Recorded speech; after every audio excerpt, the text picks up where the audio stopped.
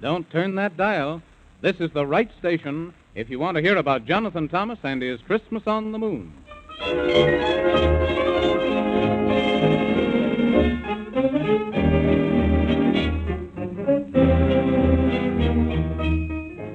On Christmas Day, when you find your toys, I wonder if any of you girls and boys will stop to think about Jonathan Thomas, the brave little boy who kept his promise. If it wasn't for him, the world would be sad on Christmas Day instead of so glad, because, you see, poor old Santa Claus was stolen away, and all because the wicked Squeebobliums hate Christmas cheer and decided there wouldn't be any this year. But Jonathan Thomas and the Man in the Moon said, "We'll find Santa and bring him home soon." And it's plain to be seen that unless they do, there'll be no more toys for you and for you. So they jumped upon Gorgonzola the horse, who said he would try to keep the right course, and away they went through the desert of sand, on the dangerous road to Squeeboblium land. They passed through a country of giants and gnomes, and the nightmare forest, where the wild wind moans, past the dragon's cave, and the home of the toad, and they never once got off of the road. But they've had such a time with a wicked old witch who rules o'er a land called Rumpelstitch. She's brewed much magic to bring them to harm, but the good fairy queen, she gave them a charm. She's their very great friend, and she's helped no end. And the little elf king, he gave them a key to a door in a wall, and quick as could be, they found themselves standing in Looking-Glass Land before good Queen Alice and her courtiers grand. Well, Queen Alice said, "I'll help you out, too, and this is exactly what I will do. I'll give you a whistle that will make you grow either up or down as you wish to go." Then the wicked old witch, she laughed with glee, and she said, "I'll change myself into a tree, and I'll plant myself in a lonely glade. They'll forget who they are when they come to my shade." But Kermit the Hermit, he warned the three, so they stayed far away from the witch's tree. But soon they came to the pea-soup bog, where it was cold and dark, and the ground like a bog, and they crept along like three little snails, till out came a dragon with 13 tails. They must have gone too close to his den. But here's where the story begins again. Hurry, Jonathan Thomas, run like mad, or the dragon will catch you and you'll wish you had. But I'm so tired. I don't think I can run much farther. Then I'll carry you instead. And there's a house just ahead, and if we can hurry, we won't have to worry. But if we don't, we'll all be dead. Maybe that dragon got tired and quit chasing it. Mr. Man in the Moon, I don't hear him anymore. Oh, yes, you do. For I'm still after you, running as fast as I can run.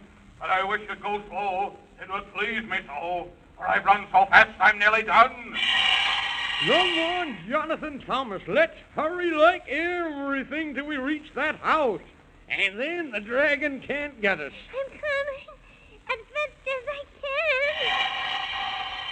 I can't last if you run so fast. I'm nearly out of breath. I'm not so fast as I used to was. I'm getting old, that's why, because I'm running myself to death. Here we are, Jonathan Thomas. Knock on that door. Hurry quick. We better both knock. Hurry up and answer the gate. If you don't write quick, it'll be too late. Here comes the dragon. I say, by Jove. We are coming in. Come on in, Jonathan Thomas. Oh, goodness gracious. Sakes alive. Just in the nick of time. Yes, just in the nick of time. I say now, what's all this about? All this hammering and pounding? Why, it's putting me out. We're very sorry we had to rush in on you this way. And whatever your name is. If it's my name you wants to know, I'll be glad to oblige you, so. It starts with a D and ends with a Y. I-N-T in the middle, and I'll tell you why. The name's Dinty, don't you know? Dinty, we are very pleased to meet you, Mr. Dinty. Yes, we're very pleased to meet you, Mr. Dinty. Well, now, if you don't mind, would you be so kind as to explain yourself to me? Why you pound on the door and strike me what's more? You've upset me pot of tea. We're very sorry, Mr. Dinty. If you please, but a terrible dragon was chasing us, He said he was going to gobble us up. Yeah, and at the moment, we didn't feel in the mood of being gobbled down like a ham sandwich on whole wheat toast. No. Well, strike me pink. Now, what do you think? So that old dragon was after you. Then I've no one to blame, and I'm glad you came. It's the proper thing to do. Do you suppose the dragon will wait outside for us to come out so he can gobble us up? I'll open the window, and then we'll know if that dragon is lurking about. He'll probably sit in the dithering fit, and then he'll start into pack. I've never heard of a dragon that pouts. Well, he does, I'll say, and if he can't have his way. Now, up with the window we go. Is he out there still? I say, Mr. Dragon, make yourself seen. Are you there, old chappie, old boy, old bean? Is he still there? I'm here, never fear, and here I'll stay till they come out if it's forever and a day.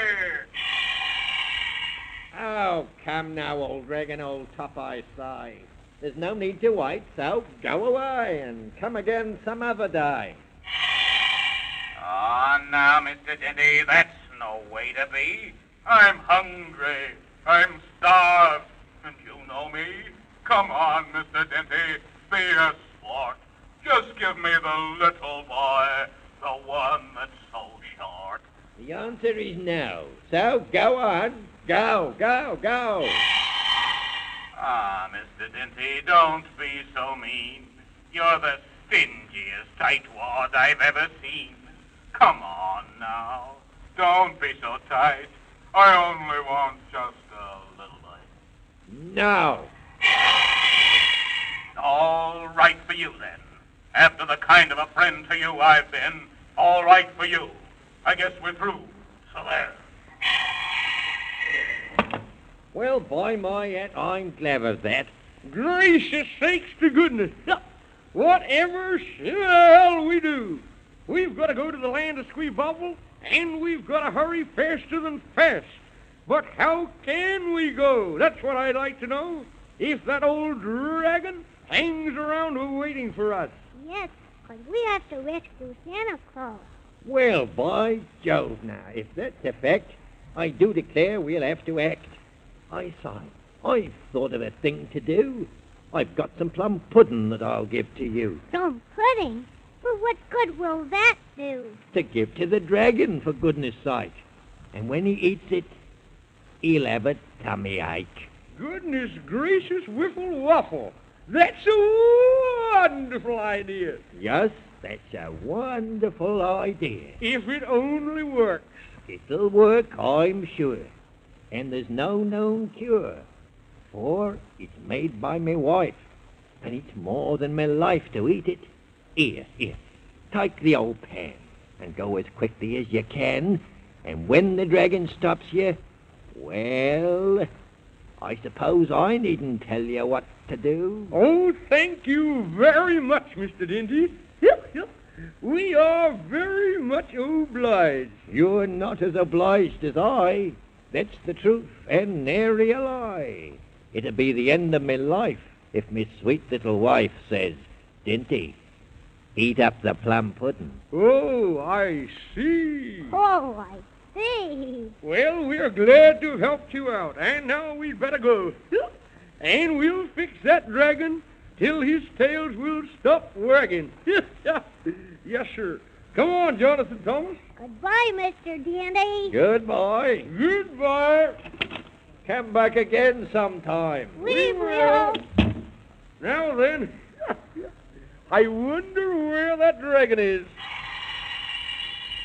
You needn't wonder where I'm at.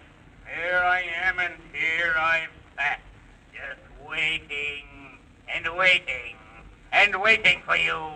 And now do you know what I'm going to do? No, we don't. But we'll probably soon find out. It's been some time since I've had a chance to dine. So now I'm going to sup. You for the entree, and you for dessert.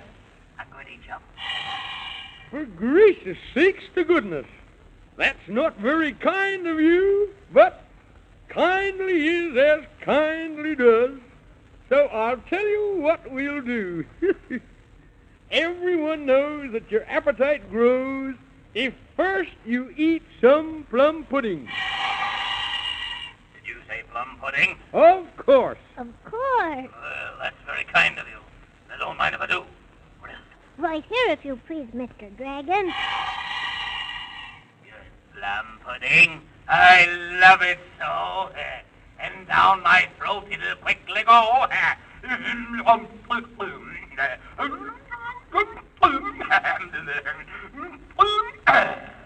Is it good, Mr. Dragon?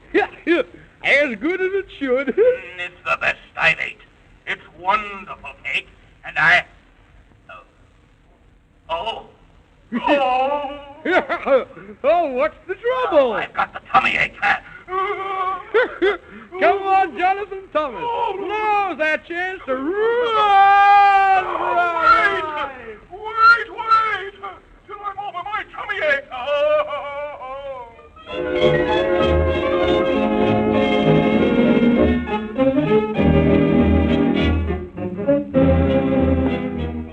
Well, I've always been sorry when somebody got the tummy ache, but I am certainly not sorry that that old dragon got the tummy ache, because if he hadn't, what in the world would have happened to Jonathan Thomas and the Man in the Moon? But say, I wonder what'll happen next. Don't forget to listen to the next story of Jonathan Thomas and his Christmas on the Moon, will you? I won't.